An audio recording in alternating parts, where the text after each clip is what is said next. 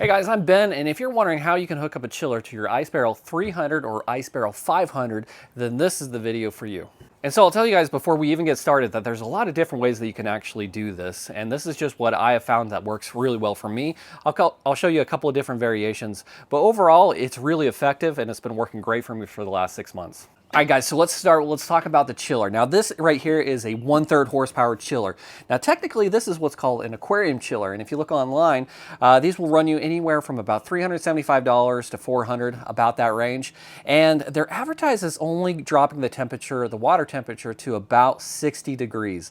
And I'll tell you up front that that is actually not true at all. I've used these for quite a while now, and if you have the right conditions, you can actually get this down into the high 30s. More reliably, I would say if you're going to keep it in the 40s and 50s, then this would be a really good option for you. And it's only a good option because the Ice Barrel 300 and 500 are so well insulated that it's going to keep the water cold, so it doesn't have to work quite as hard. Now, if you're in a really hot climate, then a Active Aqua 1/4 horsepower, 1/2 horsepower would probably be a better option for this build. But if you want to save a little bit of money, and these 1/3 horsepower chillers work really great. All right, so these are a few of the things that you're going to need. Now, some of these things you won't necessarily need, so you're going to have to just kind of watch the video because I'm going to show you two different ways of attaching the sediment filter, one directly to the ice barrel, the other to the pump. So it's going to be all 3/4 inch attachments here. So I have the sediment filters. This is what's called a hose mender. Go ahead and you can look it up on Amazon or get it at Lowe's. It's in the garden section. It just fixes a hose if you have to cut it for any reason. So that little barb right there, 3/4 inch. We have some hose clamps. Also, these little attachments here, I get these at Lowe's, these barbs. They're very inexpensive. I love them. You can get any kind of barb that you like as long as they're 3/4 inch. Also, we have some plumber's tape right there. This is an Active Aqua 1,000 gallon per hour pump. And then also we have the braided hose, clear, 3/4 inch. So this is basically what we're going to need for this whole project. So like I said, there's two different methods that we're going to use today to get everything set up. Now this first method right here, I'm going to go ahead and use the pump, and we're going to use this pump and connect it directly to the sediment filter, and then that's going to run to a barb which is going to be connected to the ice barrel. So we'll do that method first, and then I'll show you another alternative method here in just a second. So the first way, we're going to attach this sediment filter directly to the water pump right here. Now the Active Aqua, it always comes with this little cover out of the box. And if you just pull right on it, this will come right off. You don't necessarily need this anytime in the future. You can throw it away, keep it, doesn't really matter. And then this little piece right here will screw right off. And as you can see, it has a 3/4 inch thread right there. And that makes it perfect for a sediment filter like this that has threading on both sides, because all we have to do is apply some plumber's tape. You put it right here on the threads, and then all you have to do is go ahead and just screw this right on. Now, one word is these sediment filters do have a direction. Right there has an arrow which way the water should go. So the water is going to flow this way from the bottom of the barrel into here, and then it'll go out the top of the pump back to the chiller. And so again, you just screw this right on and tighten it up. And once you get it tight, it'll be all set to go. And then this comes with the Active Aqua, this little barb right here. You just put the little gasket on and you screw that in. This is 3/4 inch as well. And then I like to get, if you go to Lowe's, I really like these barbs right here, all these blue ones. Now, you might not like the blue color, but I like the functionality of these, and they're really, really cheap. I like the fact that they have these little things right here, so you can actually twist this by hand, get everything snug without having to use any kind of pliers or anything like that. But the same thing, you would go ahead and use the tape, put some tape around there, and then go ahead and just twist that on. Now, I'm just doing a really quick tutorial here showing you how this is done. I'm going to snug everything down later, but I just want to show you guys, without wasting too much time, how to put this all together. So this would be the completed unit right here, and what we'll do next is we'll go down to the ice barrel and show you how to get everything connected there. All right, guys, so whether you're using the Ice Barrel 300 or the Ice Barrel 500, the attachments are the same here. We have this little plug up top, and then right down here we have this little drain spout. So for this very first method, what we're going to do is we're going to take that hose mender that I talked about. Now it's metal, and this will screw directly onto the spout right here. And then I have this other barb right here. This is 3/4 inch barb right there on both sides.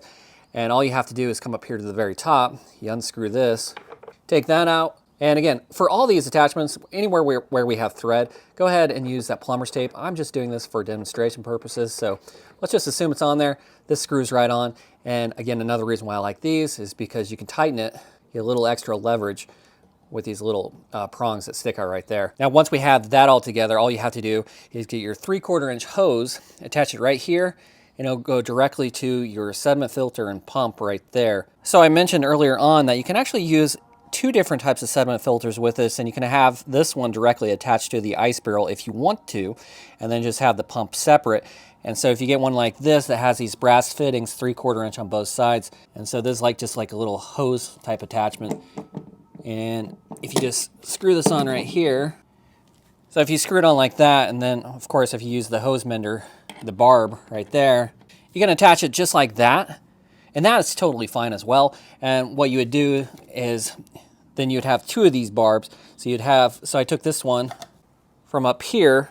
Say if you just get two of these, you can have one right here, and then this other one will screw directly into the pump right down there. And so you can have the hose that connects them just like that. And then the water, of course, will be pumped from here into the chiller.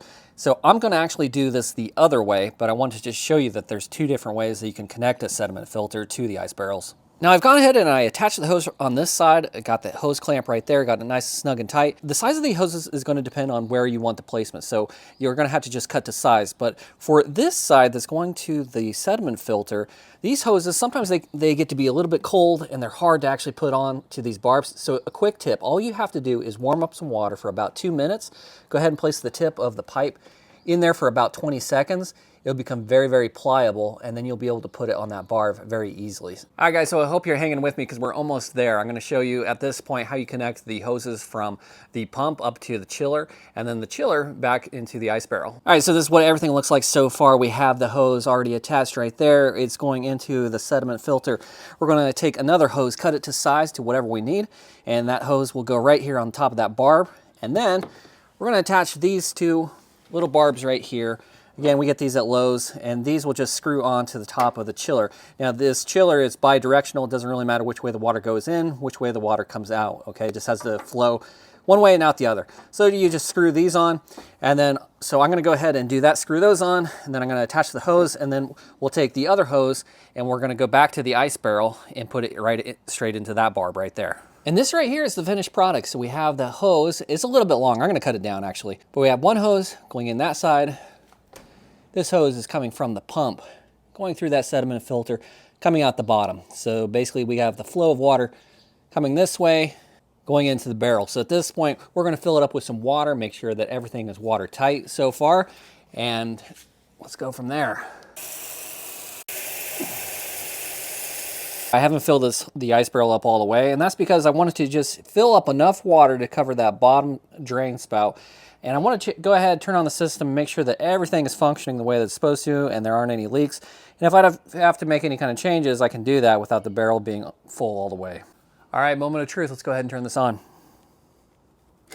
Okay, there we have it. Water's going through the system. Looks like it's trying to work out some of the air that's in there. And let me show you this. This is one of the reasons why we want to do this test, because everywhere else in the lines, there are no leaks. However, right here, it's definitely leaking. So let's get that fixed. All I did is I went ahead and I just attached this hose clamp, and that fixed it. And everything else looks like it's flowing pretty dang good so far. All right, so I checked for leaks. Everything looks really, really good at this point. So I'm gonna turn on the chiller. We're gonna let it run for a few hours, and it'll be all set. Last thing I want to talk to you guys about is adding chemicals to your water. So I like to use Sorona and this clarifier right here from Sorona.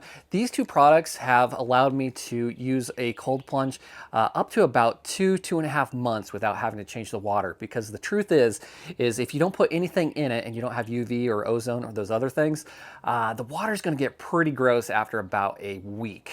Okay, if maybe a little sooner, and you're gonna have to keep changing out the water. And so to save the environment a little bit, go ahead and look into getting these products. They're a little bit more expensive, maybe $30 for the sanitizer, but it lasts forever. You don't really have to put a whole lot in there. I've had this bottle for over a year now, and I still think the level is about right here. So this definitely goes a long ways, and it'll help just keep everything clean and sanitary, especially if you're sharing your cold plunge with other people. But if you have any questions about that, I mean, by all means, let me know in the comments below. I want to thank you guys for watching this video. I mean, I've had the Ice Barrel 300 for probably about 8 months now. To this day, I still love it. Some people say it's just an oversized garbage can, and that might be true, but that could be said about a lot of things. But the thing is it's so well insulated and it's very well constructed that it still looks brand new. It keeps water cold for a very long time, so I'm not having to use the chiller all that often, so my electricity bill stays low. And the best of all, you know, I don't have to add any sort of ice, which that got really, really expensive because I did that for a little while. So if you guys have any questions, comments about anything in this video, by all means, let me know. But I hope this was helpful for you. I hope it gave you at least some ideas as to things that you can do. Please like and subscribe, and we'll see you guys in the next video.